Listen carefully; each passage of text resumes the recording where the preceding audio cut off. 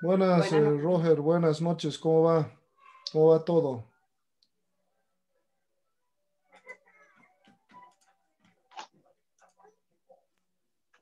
Bueno, hablando del carácter de Dios, vimos nuestro versículo de memorización de esta lección, ¿no? De estas semanas. Entonces, dice así, a ver, alguien que lo lea, ¿lo memorizó? ¿Alguien lo memorizó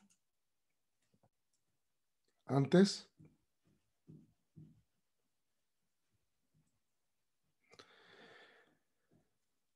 Ahí está. Tuya es, oh Señor, la grandeza y el poder y la gloria y la victoria y la majestad. En verdad, todo lo que hay en los cielos y en la tierra, tuyo es el dominio, oh Señor, y tú te exaltas como soberano sobre todo, ¿no? Y bueno, la Reina Valera dice algo similar. Este versículo es muy importante porque de alguna manera refleja varios de los atributos de Dios que vamos a ver en esta lección, ¿no? La grandeza, el poder, la gloria, el dominio, y Él está por encima de todo eso. Entonces, eso es lo que hemos estado viendo. Hemos visto que por qué cuestionan la existencia de Dios. La Biblia la da por asumida, no discute. Y bueno, hemos visto varias respuestas, ¿no? ¿Por qué? Porque por ignorancia, por soberbia, por muchas cosas, ¿no? Y hemos visto cómo Dios se ha revelado en su creación de manera general, que nos prueba la existencia de Dios, de Él, pero de manera específica a través de su palabra, que es inspirada, que es infalible, como hemos visto en la lección 1 y en la lección 2, ¿no?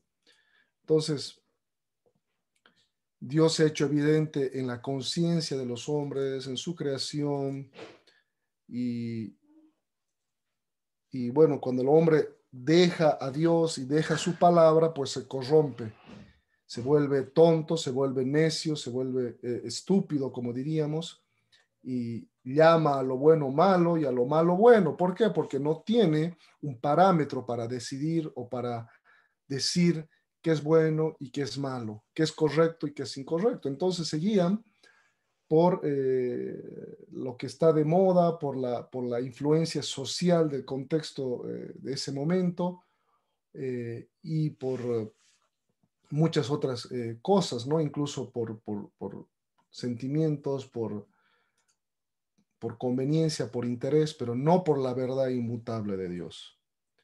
Entonces ahí, y quería hablar un poquito en esta lección sobre esto, que hay un solo Dios, eso es lo que nos distingue, eso es lo que se llama el monoteísmo, ¿no?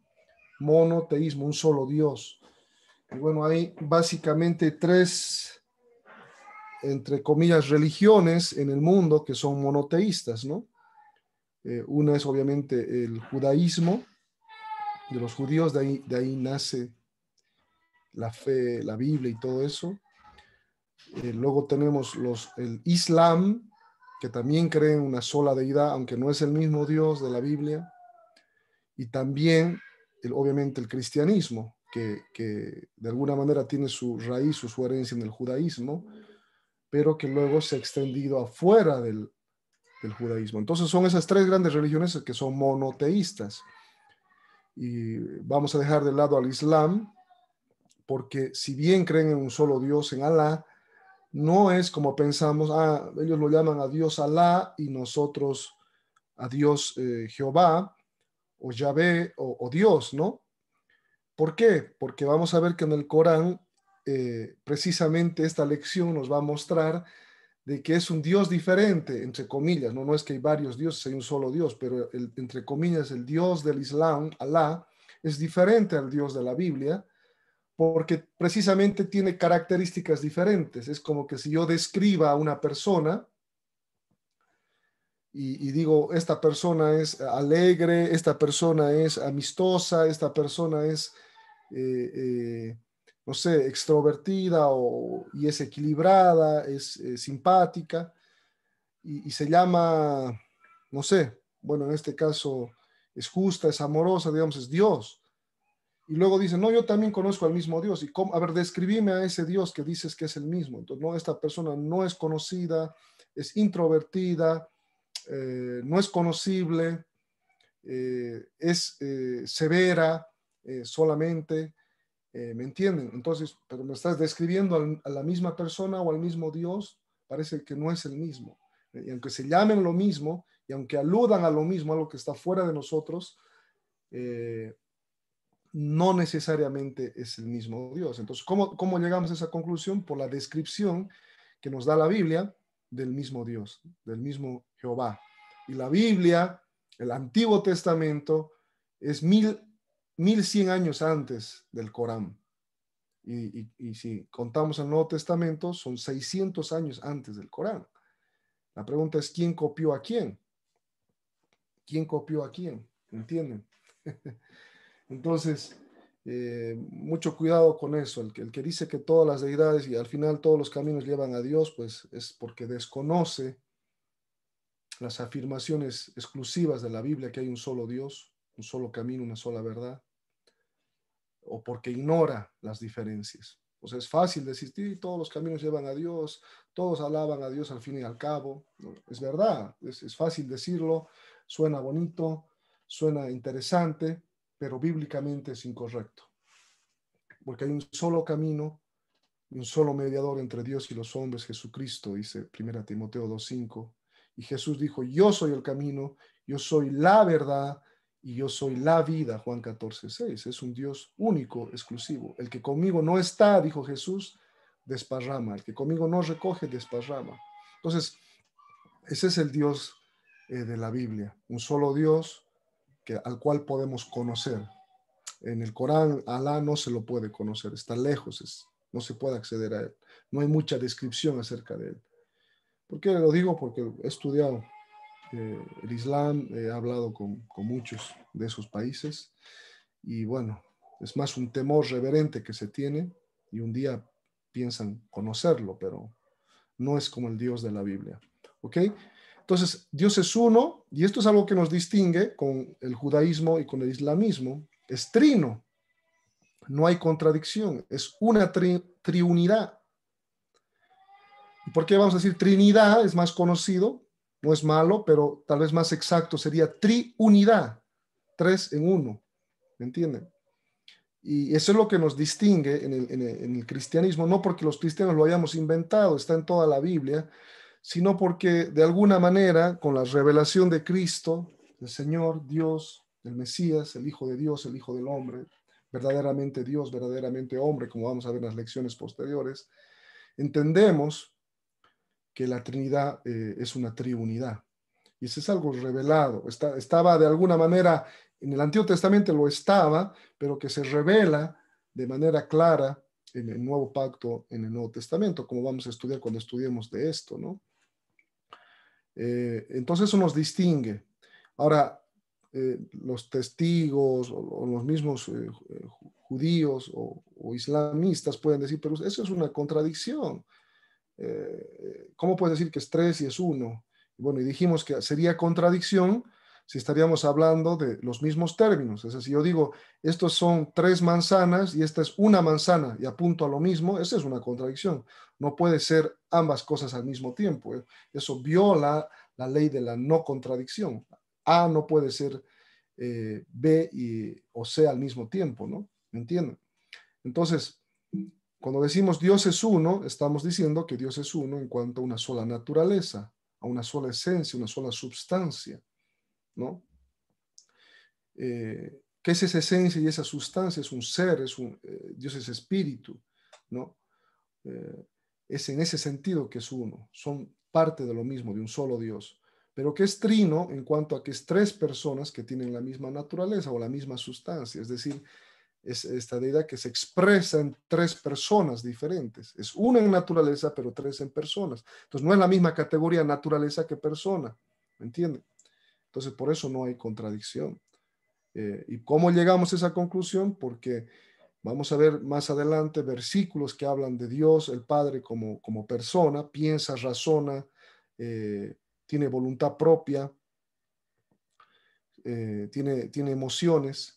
Eso es una persona, si no sería una piedra, ¿no? Tenemos versículos de Jesús que tienen las mismas características, piensa, razona y tiene voluntad, y también tiene el Espíritu Santo, hay versículos que apuntan a que el Espíritu Santo piensa, razona y tiene voluntad. De hecho, en el Antiguo Testamento dice, así dijo Jehová, y cuando en el Nuevo Testamento vemos que hacen los apóstoles la misma referencia al mismo pasaje, vemos, y el Espíritu dijo, o sea, los autores del Nuevo Testamento, hablando del mismo pasaje, intercambian el término Jehová, el Padre o el Espíritu Santo. Y de alguna manera podríamos decir que igual Jehová es Dios, es el Hijo y es el Espíritu Santo. No es la misma persona, pero es la misma deidad, ¿me entienden? Pero no es el tema de ahora, vamos a profundizar más adelante, pero no es que había unas herejías que se decían Dios a veces se manifiesta como padre, luego se cambia de sombrero y el mismo Dios es hijo, y luego se cambia de traje y es el mismo Dios es el Espíritu Santo, como si fuese una sola persona, pero que se pone tres roles diferentes. No, eso no es correcto, es herejía, ¿no? Entonces lo correcto es bíblicamente, no por lo que lo diga yo o porque lo diga el cristianismo, sino por, por lo que vamos a ver en la Biblia, es que son tres personas, que las tres son Dios, pero o sea, las tres personas son Dios, pero es un solo Dios.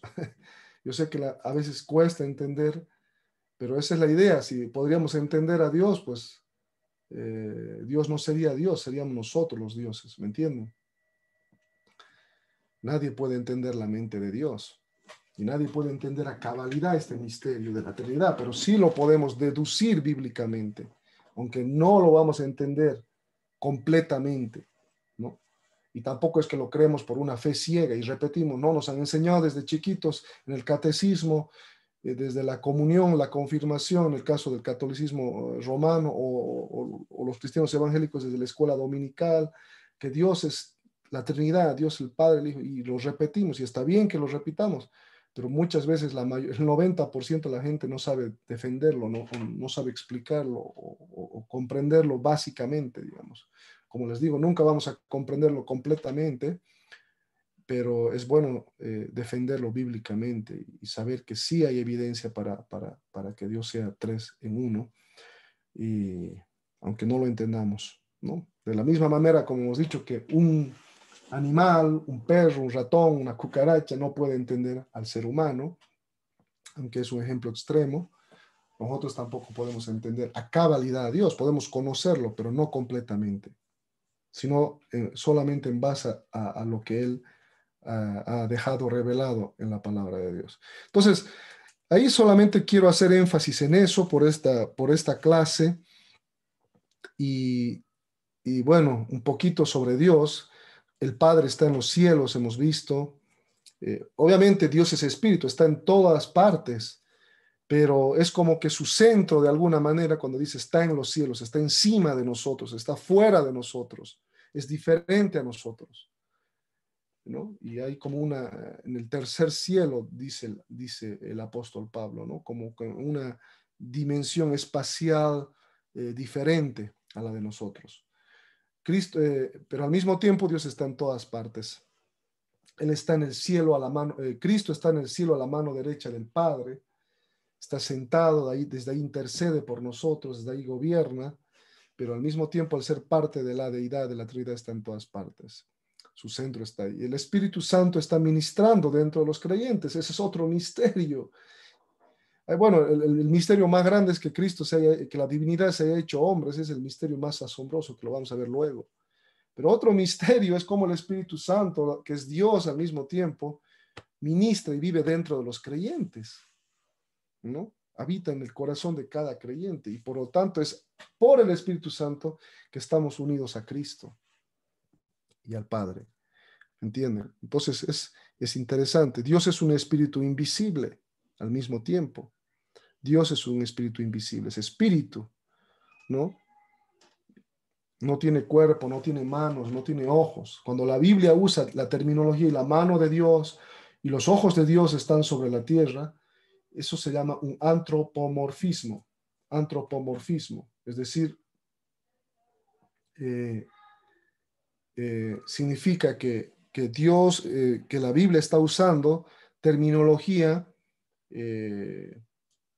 de hombres, humanas, para que nosotros entendamos que Dios ve, para que nosotros entendamos que Dios protege, para que nosotros entendamos que Dios, digamos, escucha, habla, ¿me entienden? Pero no es que tenga cuerpo, no es que tenga una mano física como nosotros.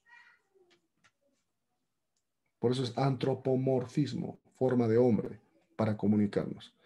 La gloria de Dios puede ser vista por los hombres. Y bueno, eso es lo que hemos visto, ¿no? Que también podemos conocer a Dios a diferencia del Dios del Islam. Entonces, podemos conocer a Dios. Dios no tiene límites.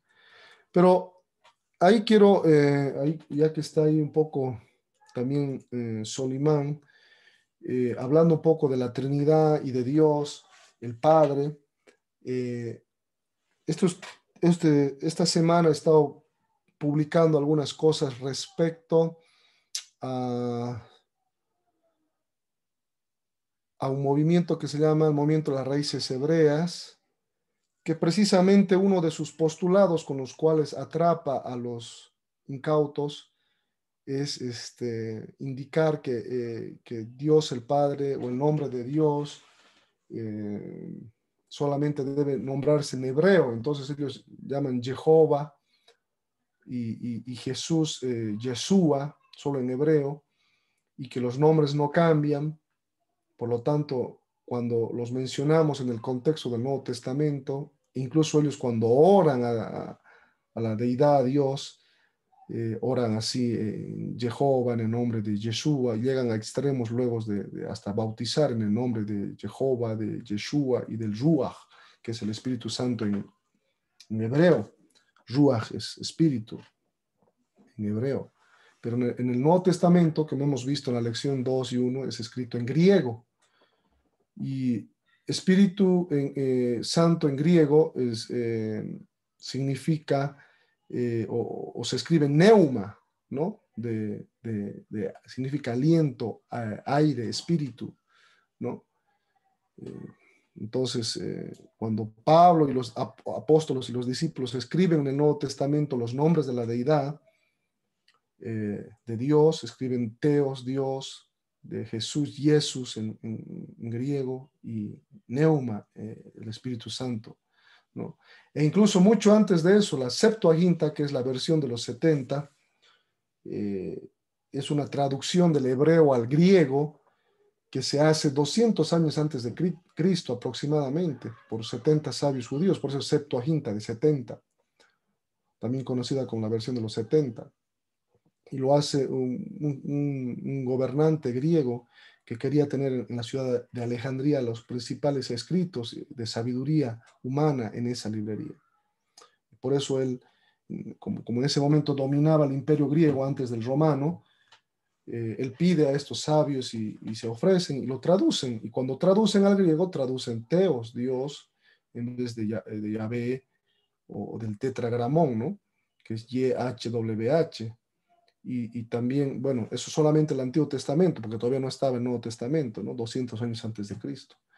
Entonces, este movimiento sectario herético empieza por ese tipo de cosas, los van a escuchar haciendo énfasis solo en eso.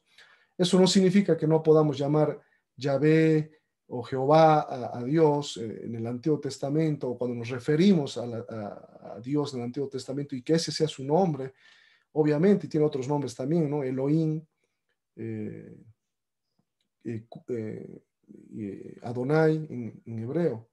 Pero también Elohim fue traducido para significar el nombre de dioses, no solamente del Dios único y trino, del Dios del Antiguo Testamento, sino también para dioses. Cuando la Biblia dice, vosotros sois dioses, significa precisamente eso, usa la palabra Elohim, ¿no? Vosotros sois Elohim, ¿no? ¿En qué contexto se usa eso? Alguien me hizo esa pregunta esta semana. ¿Por qué en el Nuevo Testamento Jesús cita eso?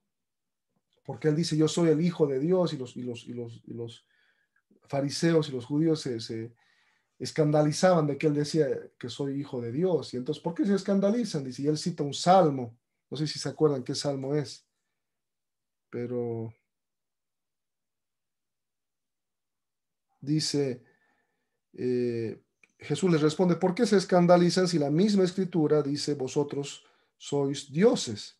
Ahora, hay mucha gente que ha usado ese versículo para tergiversarlo y decir que nosotros somos dioses pequeños o dioses junior, pero ese no es el sentido. El Salmo 82, 6, y la cita es el Juan 10, 34, ¿no? Cuando él dice, Jesús dice, ¿por qué se escandalizan de que yo digo soy hijo de Dios? Si la misma escritura en el Salmo 82, 6 dice, vosotros sois dioses. Pero era vosotros sois dioses en el sentido que se les fue revelada la palabra de Dios, ¿no? Eso es lo que significa, no que seamos dioses pequeñitos nosotros, ¿no? Y ahí en el Salmo 82, 6 usa la palabra Elohim, o sea, lo cual quiere demostrar esto, que no solamente Elohim se usaba únicamente para la deidad, sino también cuando escribiese en minúscula. Lo mismo que Teos, pues Teos con mayúsculas, el Dios único y verdadero, o puedes decir, y hay unos dioses en minúscula, ¿no? Que son obviamente abstractos, no es que existan, sino es que para nombrar que se hacen llamar por dioses y que van con minúscula. Bueno, el punto es que lo que quiero reflejar con esto es de que este movimiento al hacer eso no solo desequilibra la Trinidad, por eso es que lo menciono, porque ataca la doctrina de la Trinidad, porque solo hace énfasis en el Padre, todo es el Padre, todo se nombra a Él, cae en una especie de modalismo, como les dije, de que a veces niegan la Trinidad, dicen que no es una Trinidad, que es uno, no saben explicar cómo se manifiestan tres, al mismo tiempo dicen que creen en el Hijo y en el Espíritu Santo, pero bueno, creo que tienen explicaciones diversas. Entonces, por eso es que yo vi gente muy cercana, incluso de la iglesia de la cual salí cayendo en eso, y es por eso que publiqué. Bueno, mucha gente también salió de eso y otra gente se queda en eso y es muy peligroso porque ataca la doctrina de la Trinidad, ataca la doctrina de la inspiración de la Biblia, porque sacan una versión del Nuevo Testamento, porque no quieren ya nombrar Jesús o Dios, que son traducciones válidas del griego al español. Y además el mismo apóstol Pablo, que era el más grande judío de judíos, fariseo de fariseos, él escribe Teos y no cuando va a escribir el nombre del Padre, no dice, no, aquí voy a poner en hebreo Yahvé o Jehová o el tetragramón, o no voy a poner Jesús en griego, sino voy a poner, en este caso voy a poner Yeshua, ¿me entienden? No sé si me explico. El Espíritu Santo inspiró a escribir en el griego porque el griego era el idioma de esa época y el evangelio tenía que llegar a toda la criatura, así como ahora lo es el inglés. Si digamos que en este tiempo se hubiera revelado el Nuevo Testamento, hubiera venido el Señor, pues usarían el inglés. No, no porque el hebreo no es divino, ni el griego es divino, ni tienen algo especial, sino que son los idiomas que Dios eligió en cada momento para transmitir la verdad. El hebreo era para el idioma del pueblo de Dios, Israel, y luego el griego era el idioma de los gentiles, de todo el mundo, y el evangelio iba a ser para todo el mundo. Entonces, hay que tener mucho cuidado con ese movimiento. Hay cosas que aparentemente son inofensivas, son menores, ni ellos mismos se dan cuenta de los peligros, pero luego acaban arrastrando, acaban quitándote de la gracia de Cristo, ¿no? Y entonces yo lo menciono porque es necesario advertir a los que sabían de que estaba en la anterior iglesia o algunos de nosotros estábamos ahí, ya no estoy, no estamos y ellos están cayendo en eso. Entonces, eh, eh, lo digo porque para que si alguno piensa que todavía sigo ahí o si saben de alguien que está ahí, amigo o familiar, pues tienen que advertir y sacarlos de ahí, ¿no? Porque están yendo en contra de la Biblia y en contra de la historia misma, ¿no? Es básicamente caer de la gracia. Ya llegan a temas de observar el sábado, vuelven a observar la dieta alimenticia y llegan incluso hasta la circuncisión, enseñanzas como esas que realmente te estremecen solo pensar, ¿no? Cuando el Nuevo Testamento es tan claro en cuanto a eso. Así que por eso lo menciono. Entiendo que hay también otros movimientos que están en eso, otras iglesias que puedan estar en eso.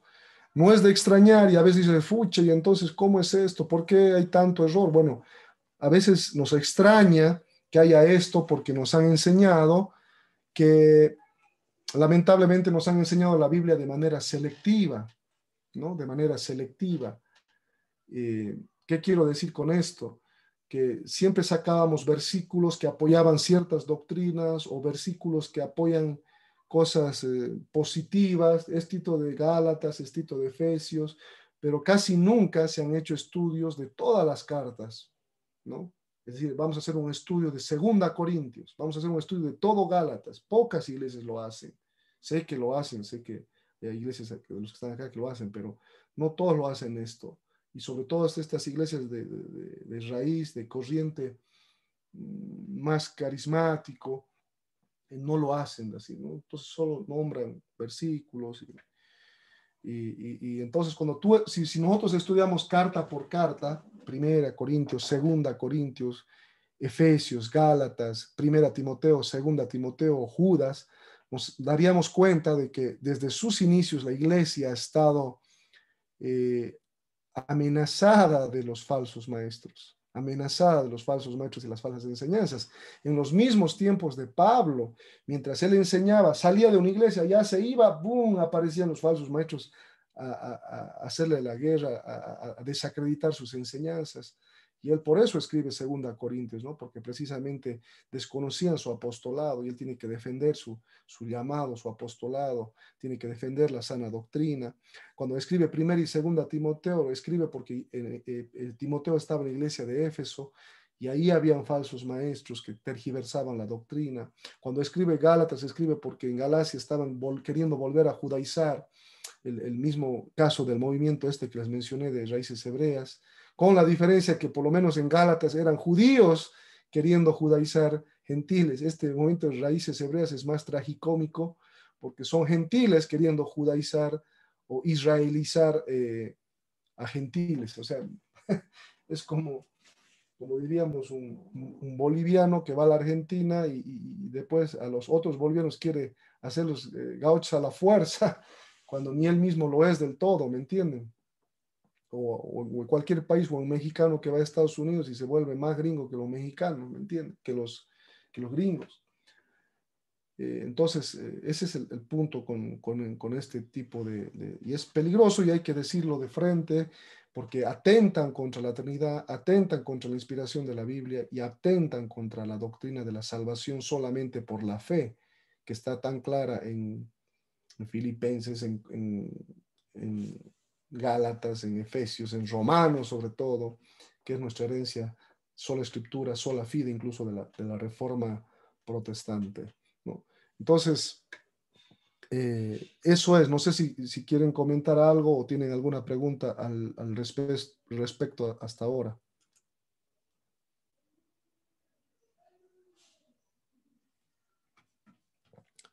El tema es que no se asusten y no se desanimen.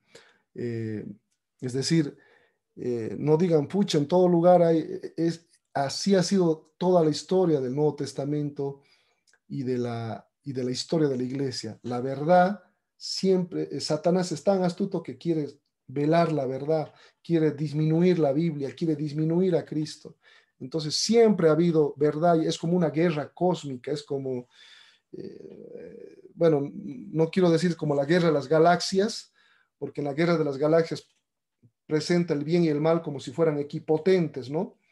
Si bien en la historia, en la Biblia y en la historia de la iglesia hay el bien y el mal, no son equipotentes el bien y el mal. Dios siempre está por encima del mal.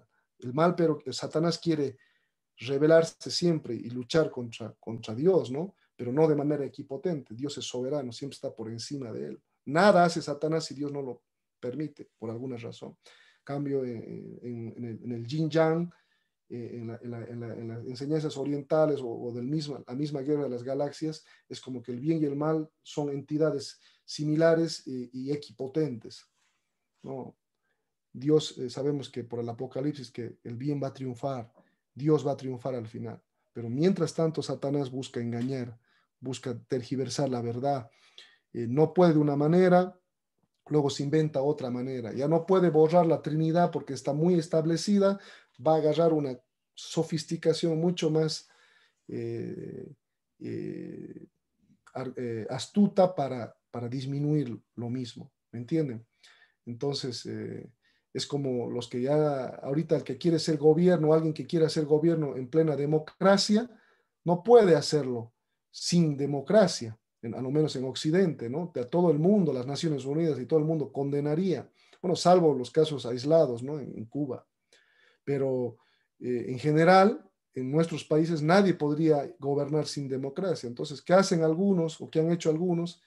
Usan la democracia de nombre, pero no lo son en esencia. Y esto es lo mismo con estos movimientos. Usan terminología bíblica, Trinidad, salvación por fe, eh, inspiración de la Biblia, pero en el fondo lo tergiversan y no son ni bíblicos ni históricos. Entonces, algo que tenemos que entender es que primero tenemos que ser principalmente bíblicos y comparar toda doctrina con la Biblia. Pero segundo, tenemos que considerar, no digo que sea infalible esto, pero considerar qué es lo que han creído a lo largo de la historia de la iglesia, en 2000 años de historia, los mejores cristianos, los más respetables. Y si lo que yo estoy interpretando ahora diferente o un grupo nuevo como este que menciono de Raíces Hebreas está interpretando de manera diferente ahora doctrinas que bíblica e históricamente han sido interpretadas de una manera, lo más probable es que tú estés equivocado o que estos movimientos estén equivocados y no 2000 años de historia y de grandes teólogos y grandes hombres de Dios en la historia, que se fundamenten en la palabra de Dios, obviamente.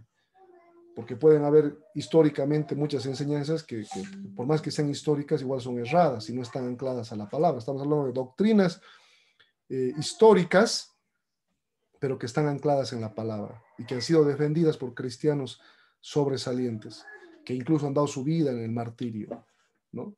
Entonces, ese es el problema con estos movimientos. Son tan peligrosos porque no solamente atentan contra la verdad bíblica, tergiversan, sacan de contexto, sino que atentan contra la enseñanza histórica. Ahora, no nos admiremos, eso ha ocurrido, va a ocurrir y va a seguir ocurriendo, y es la responsabilidad de los cristianos, de los creyentes, conocer la verdad y batallar contra la mentira. ¿Me entienden?